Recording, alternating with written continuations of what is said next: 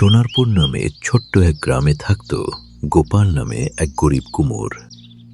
সারাদিন মাটির হাঁড়ি, কলসি আর প্রদীপ বানিয়ে কোনো রকমে সংসার চালাত সে। তার ছোট্ট পরিবার ছিল, স্ত্রী কমলা, ছেলে রিন্টু আর ছোট মেয়ে পিউ। এইবার হাটে যদি সব হাঁড়ি বিক্রি হয় তাহলে বাচ্চাদের জন্য নতুন জামা কিনব, বাচ্চাদের স্কুলে ভর্তি করব। বাবা, আমি কি এবার স্কুলে ভর্তি হতে পারবো?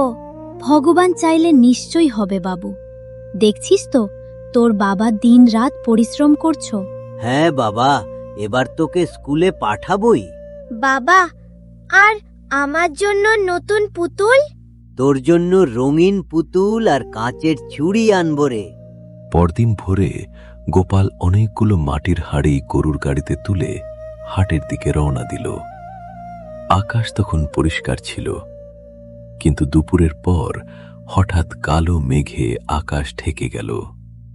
প্রবল ঝড় শুরু হলো, রাস্তা কাদায় ভরে গেল, গরুর গাড়ি উল্টে পড়ল খাদে।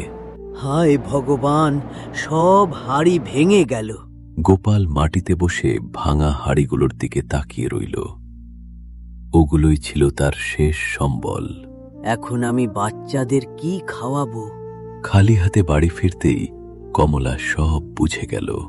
মাটির হাঁড়ি সব ভেঙে গেছে, তাই না? হ্যাঁ, একটাও বাঁচেনি। বাবা, তুমি কাঁদছো কেন? না রে মা, চোখে শুধু একটু ধুলো পড়েছে। কিন্তু দুঃখ এখানেই শেষ হল না। গোপাল গ্রামের জমিদার মহেশ্বরের কাছ থেকে টাকা ধার নিয়েছিল। পরদিন সকালে জমিদার লোক নিয়ে গোপালের বাড়িতে এলো। গোপাল, আমার টাকা কবে দিবি? জমিদার বাবু, আমায় একটু সময় দিন, আমি আবার হাঁড়ি বানাবো। আমার হাঁড়িগুলি হাটে বেচতে গিয়ে সব ভেঙে গেছে, আমাকে একটু দয়া করুন জমিদার বাবু। আর সময় নয়, টাকা দিতে না পারলে এই বাড়ি ছাড়তে হবে। ছেড়ে দে এই বাড়িটা।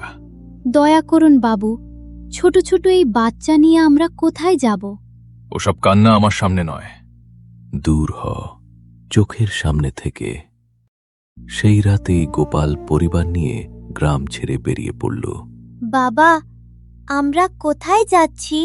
জানি না বাবা, যেখানে ভগবান নিয়ে যাবে। ঘন জঙ্গলের ভেতর দিয়ে হাঁটতে হাঁটতে তারা ক্লান্ত হয়ে পড়ল। হঠাৎ তারা দূরে একটি পুরনো মন্দির দেখতে পেল। ওই, ওখানে হয়তো রাত কাটানো যাবে। মন্দিরের সামনে এক বৃদ্ধ ফকির ধ্যানে বসেছিলেন। বাবা, আমরা খুব অসহায়, আজ রাতটা এখানে থাকতে দিবেন? মানুষের সাহায্য করাই সবচেয়ে বড় ধর্ম, ভিতরে যাও তোমরা। সেই রাতেই সাধু বাবা গোপালকে লক্ষ্য করছিলেন। তার চোখে ছিল সততা আর কষ্ট। তুই কি কাজ করিস? আমি মাটির হাঁড়ি বানাই বাবা। তোর হাতে জাদু আছে, কিন্তু ভাগ্য এখন তোর পরীক্ষা নিচ্ছে। পরদিন সকালে সাধু বাবা গোপালকে জঙ্গলের গভীরে নিয়ে গেলেন। আমরা কোথায় যাচ্ছি সাধু বাবা? একটা জায়গায় যেখানে সবাই যেতে পারে না। অনেকটা পথ পেরিয়ে তারা এক বিশাল পাহাড়ের সামনে পৌঁছল।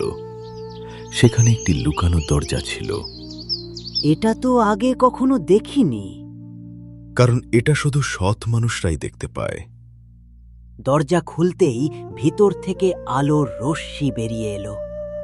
কে এসেছে? এই মানুষটা সৎ, একে ভিতরে নিয়ে যাও। গোপাল ভেতরে ঢুকে অবাক হয়ে গেল। পাহাড়ের নিচে লুকিয়ে ছিল এক বিশাল গোপন রাজ্য। এ যেন স্বপ্ন। সেখানে এক রাজা সিংহাসনে বসেছিলেন। গোপাল, তোমার কথা আমরা জানি। মহারাজ, আপনি আমার নাম জানেন?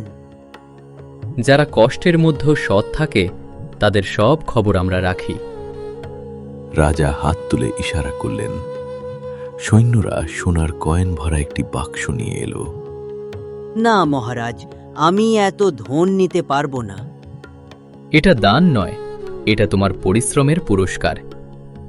গোপালের চোখে জল চলে এলো। আমি এই উপকার কখনো ভুলব না মহারাজ। একটা কথা মনে রেখো গোপাল, লোভ যেন কখনো তোমাকে বদলে না দেয়। পরদিন গোপাল বাজার থেকে খাবার, জামা কাপড় আর নতুন মাটির চাকা কিনল। বাবা, এত কিছু এনেছো আমার জন্য। বাবা, আমার জন্য নতুন বইও এনেছো। আজ যেন স্বপ্ন সত্যি হয়েছে। গোপাল আবার নতুন করে হাড়ির কাজ শুরু করল। এবার তার তৈরি জিনিস আরো সুন্দর হতে লাগল। গোপালের হাড়ি এখন সবচেয়ে ভালো। ধীরে ধীরে গোপালের নাম চারদিকে ছড়িয়ে পড়ল, কিন্তু জমিদার মহেশ্বর সেটা সহ্য করতে পারল না। এক গরিব কুমুর এত বড়লোক হলো কিভাবে? একদিন সে চুপি চুপি গোপালকে অনুসরণ করল। গোপাল আবার সেই পাহাড়ের পথে গেল, কিন্তু জমিদার যখন ভিতরে ঢুকতে গেল, থামো। আমারও সোনা চাই, আমাকেও সোনার বাক্স দেন। লোভীদের জন্য এই দরজা কখনো খুলবে না। হঠাৎ প্রবল ঝড় শুরু হলো। জমিদার ভয়ে পালিয়ে গেল। এরপর গোপাল নিজের জন্য বড় বাড়ি বানাল না, বরং গ্রামের গরিবদের সাহায্য করতে শুরু করল। সবাইকে এত সাহায্য করছো কেন? কারণ অভাব কাকে বলে আমি জানি। একদিন পাহাড়ি রাজার দূত এলো। রাজা আপনাকে ডেকেছেন। আমাকে? গোপাল রাজ্যের ভিতরে পৌঁছতেই রাজা হাসলেন। আমার সময় শেষ হয়ে আসছে। আমি চাই তুমি এই গোপন রাজ্যের রক্ষক হও। আমি তো সাধারণ মানুষ। সাধারণ মানুষই সবচেয়ে অসাধারণ হয়। গোপাল সেই দায়িত্ব গ্রহণ করল। সেদিন থেকে সে শুধু একজন কুমোর ছিল না, সে হয়ে উঠল মানুষের রক্ষক। জীবনে যত কষ্টই আসুক, সততা আর পরিশ্রম কখনো হার মানে না। লোভ মানুষকে অন্ধ করে দেয়, কিন্তু ভালো মন একদিন না একদিন নিজের আলো খুঁজে পায়।